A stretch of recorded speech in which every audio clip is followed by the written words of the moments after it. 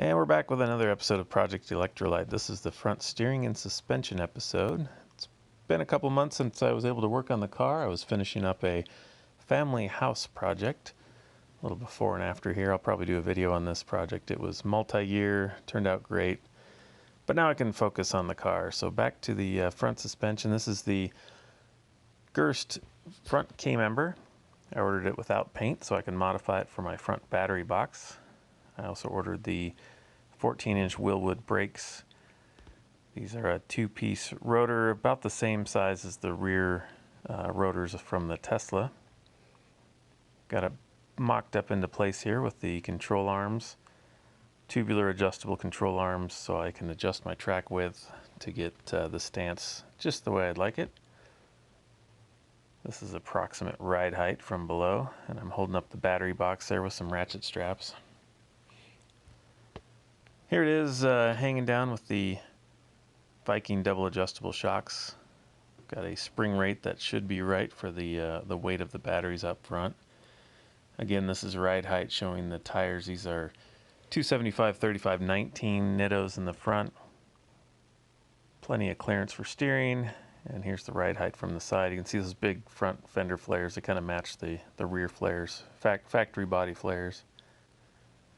And this is looking at approximately where the battery box would fit. So I can build a frame to support that box.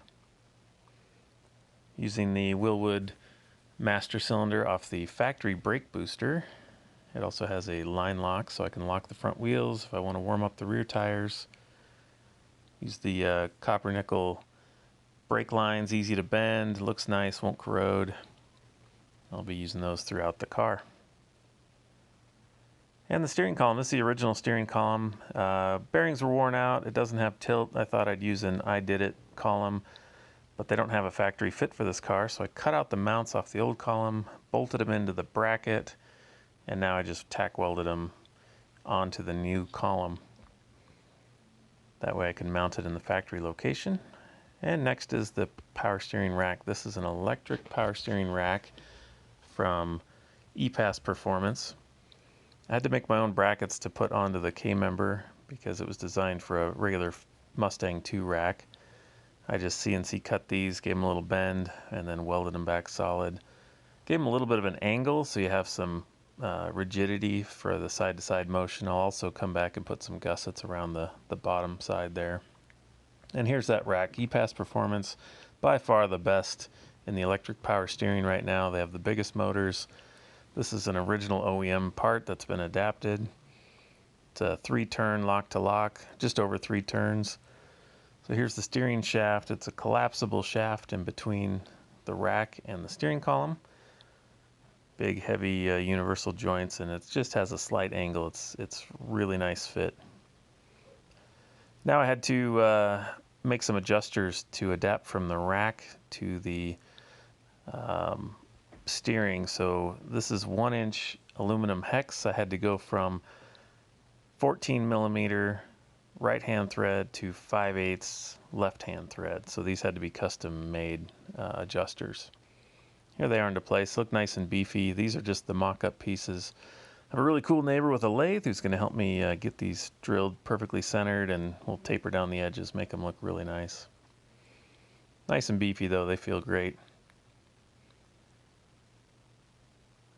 Nice to have the steering all hooked up. Here it is. I was just looking at how the motion is, and it looks like it's just going to be perfect. So now onto the battery box mounts. You can see that upper different colored bar. That's the front mount. It's just flush with the edge frame of the K-member, and the battery box is going to set on top of that. Here's the next one back.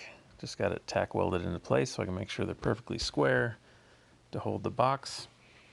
And then the back piece, I cut it the full width and then just left part of the tubing in place. That way when I weld it together, it'll just have a nice finished cap, and I didn't have to add a little square cap to make it look good. And this is what it looks like when it's capped together. So it just overlaps, and I just weld it all the way around the edges. So now it's got a nice square frame underneath. this is how the battery box will sit on top. Still working out some of the details on the battery box. I've got ideas, but I'm just not 100% convinced yet, so it's going to take some playing. Here's the top-down view. You can see the 3 crossbars, the rack in between. Everything mounts, so I'll be able to mount the battery box on top of this and then lower the car down on top of it and make it easy to install. Here's what the current battery box looks like. This will hold 6 of the modules on edge, and then I'll stack another 4 on top of it. That's the current plan, but that gives me plenty of room for the steering. I also have things to mount under here, like the pumps and tubing and wiring for the support of the battery box. It sinks down low in the car, really nice. You can see from this side view how low that battery box is, and then there'll be another 6 inches above that with the next 4. And then underneath, it's just a nice flat finish. There's actually room under here. I could mount the water pumps, or I might just skin it flush. I'm not sure. We'll get to that. Next project, I just thought I'd start working on my vacuum canister, so I wanted to use a geo shape for this. This is cut out of aluminum, so I cut 2 pieces. They have little tabs so I can fold it together, and this will just make a little geosphere vacuum can. I need electric vacuum pump to run the HVAC as well as that brake booster, so this is just the reservoir. I'll find a place to mount it. Got it TIG welded together here, and then cut it smooth, and that's my canister. That's all I've got done for now. Thanks for watching. I'll be back with another episode when I progress a little further. See you next time.